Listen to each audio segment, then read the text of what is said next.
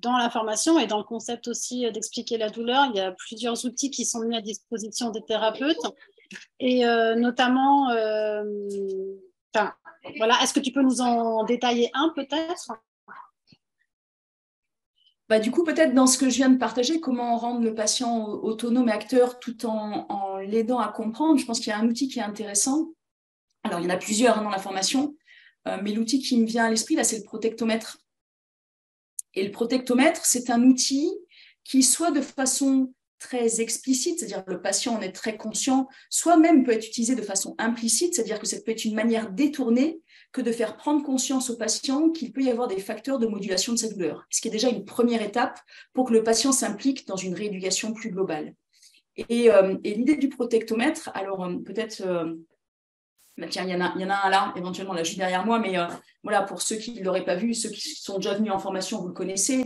Et l'idée, c'est qu'on va aller identifier à la fois des facteurs qui sont plutôt à pénaliser la douleur, le vécu du patient, parce que ces facteurs-là ont tendance à le mettre dans une situation insécurisante, une situation dangereuse, ou en tout cas, il le perçoit comme un danger.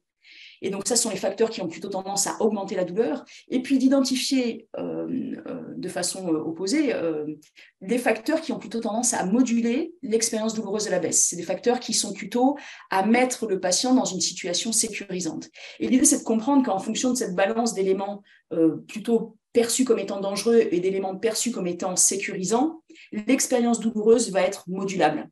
Et c'est une première étape pour rendre le patient autonome, pour lui faire réacquérir des stratégies de modulation et des stratégies adaptées, c'est-à-dire des stratégies de modulation à la baisse dans un premier temps. Voilà. Et l'outil, on l'exploite de façon encore plus globale et c'est ce qu'on voit dans la formation. Mais cet outil-là, moi, je le trouve fantastique déjà.